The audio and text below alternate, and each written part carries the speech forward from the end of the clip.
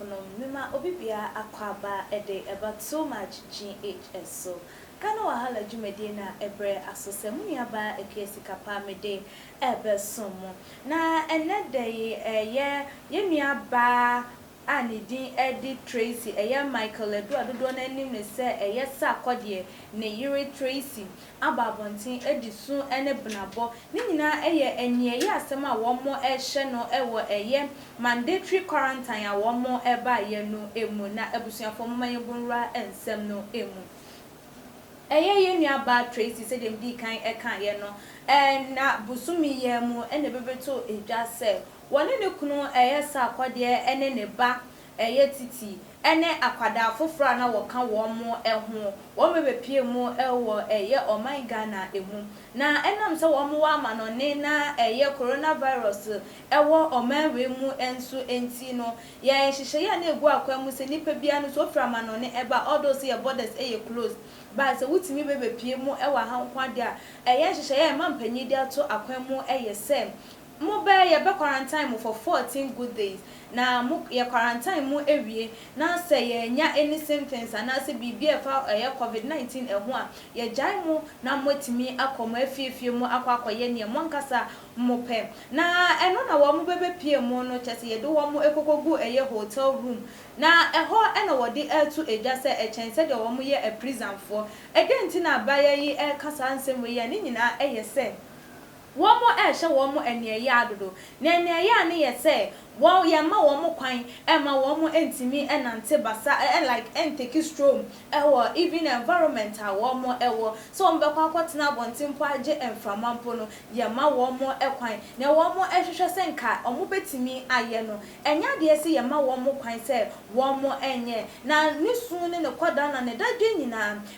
enkwada mienu a womo eka womo eho no a womo ntimi move freely emfa emano na no ene ne how kese pa na no de tu edwa ese da bi wo munye prison fo na ya kampo wo mu de wo mu ahye baby se de wo mu akwakobọ kro no anase wo mu akwakodi ewu wo mu free wo mu mem na ekọ wo bi manso ena ya record ewu COVID-19 ebebe ka wo mu ede share sa wo bi manso na se no menya pepa na ba be pie mu ewo wo mu mem a na denti ena wo se treat wo mu se de wo mu a prison fo eno a eni nisu a enesa na abusuafo mu ma menkenkan nensem a wode etu edwano ebi.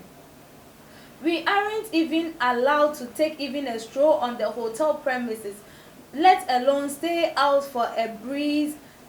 fresh breeze. It doesn't feel healthy mentally and physically. We aren't prisoners, even not allowed to stroll for a minute. This is really pathetic. My concern is the kids, because they are too young to kept in such a situation and they can't even have any free movement. I think the mandatory quarantine is useless because coronavirus is already in Ghana and is even a community spread now. We ene someone wodi etu edwana chese hotel premises na wo mo no kwa no yentimi mo kwan mo emfiri wo mo room a wo mo ewo mu enkonkon nante environment one man na se abonten no eso ena ebiemu kwaboro mo timi nkotena abonten po sem wo mo eje emframa papa bi wo mo nye a prison for na ebiemu no enye okay emfama wo mo health ena mentally so enye right to say ye be company pa de asha edamo se edamo frama nkwa wo home fan ne ayi se AC wo se AC ni wo se fan nsusu eno kwa ena wo munyu su dabi ena physically nsusu no emfa ahoden papa bia embro mo betima mo menya skin rashes ne ho enkro ne ba enti no hu ne se ohaw kase pa na ne haw kase krampa eno nti wo dwen ho wo hu ne se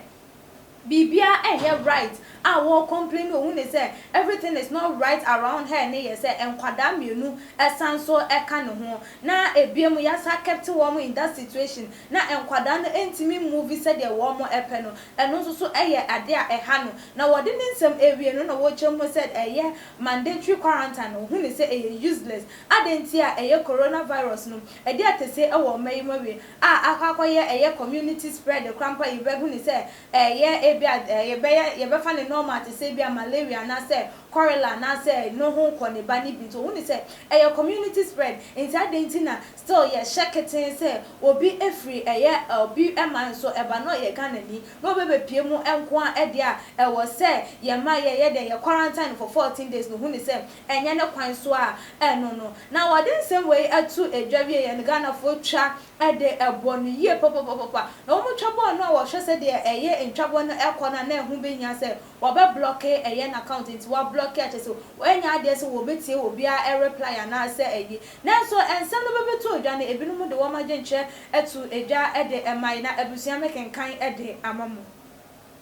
Mabel entry e de awode e ba wo say stop the noise making and follow the order. Are you the only person who has gone through this? So shut up. Or no so e de awode e ba ye eno no say abaya no won kan no tum na won jai eye de wo ye na nyo no nko eni nipa wa ba o mayi mu a ya ma no that quarantine na say ya ma no that attitude or other na no to wo kasa bebe nti won kan no tum na eye emre ne so a wa ye de wa pie akwakotina ne fie because obi anhye no say won free ne memu enko obi ma so eno kwoka ho no no wono na ehye ho no esu so be so oba ne memu na wa ba memu susu ewia afi wo how anything ebim Popes edia wode eba was say, are you about the other people who are being quarantined? You are married to Sarkodie, so you think you are above the law. Or no so ne dia wode eba was say them. Osun bocha wo bibia na say wo mo a wo ne wo mo e wo haya quarantine wo mo na ana wo hu say wo ye ene ana wo kunu ene Sarkodie nti no wo ye nipa soronko na osun bocha wo bia jaja wo keka no kra na ye nya tie eye Susanna da ko a enso ede ode eba was say is someone beating them? You could have stayed in your US. Do you know what other Ghanaians have gone through just to make the country safe before you came in? Or say, Addo be asuma. Was will be a year Tracey, obi na ebusa Susanna said obi asuma wa na kabit na US or wunim a de Ghana for ebinum akomo ama enne day coronavirus all those workers a community spread no still no cramp na no atimi aba so ni eye ensha ye ma Ghana for binum ekomu ansa na wo baba to sa ayi no enti jade wo keka no kra ye nua eye Gilbert e de ode eba yo say you know there is already community spread in Ghana. Why do you want to come add yours to widen it? I now understand why. Not all educated are literate. Please follow protocols and you good to go. And also edia what they eba ye no no say when him say coronavirus already a community spread there and identity also so person wo do de ebe ka ho na afi eje ensemo afi na wate asese enye wo mo akọ school nyina na wo mo enim de enti wudi emra ne so a eno anu you are good to go ye nua Felix upon edia what they eba say how do you understand quarantine? We know is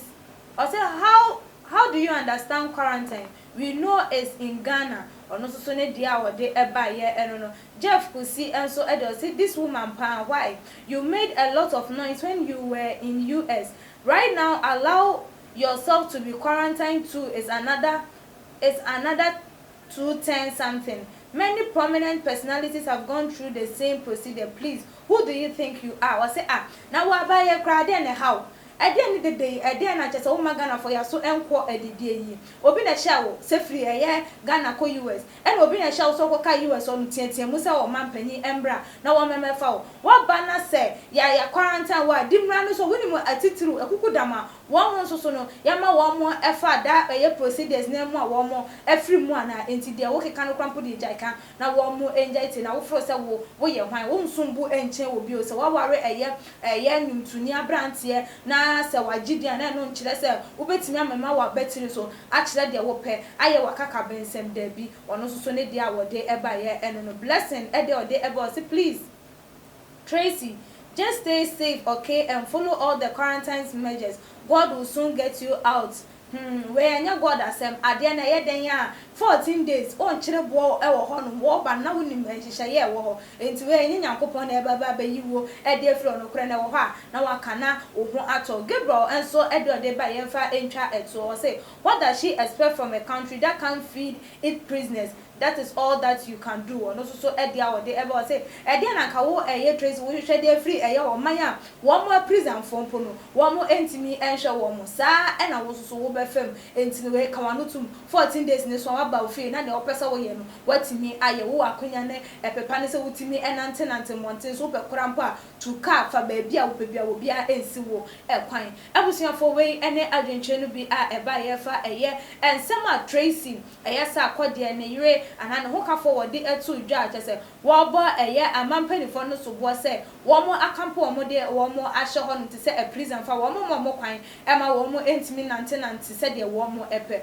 wo so wo fe sen ena betimi aka ede afa eye abaya yi ne nsemo de etu edwan uhu ne se o mema ne ho so enam se ne kunu ye nyuntuni ana se de wo ka no ehu ehia fo adwe trebra e wo tuma gh comment section ebiam so share for mo obusuafo ene wona afofo adofo nom e wo all the social media platform obetimi follow yen e wo Instagram page @tumagh_ na emrepam no munia ba ekwesi kapa making kan ede amount dasene ye besane hia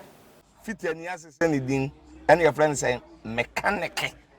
na prophet kumichacha ma sesa me YouTube no ba bia me hwe bia ma change afro ene maba too much gh hwe na prophet kumichacha me so me hwe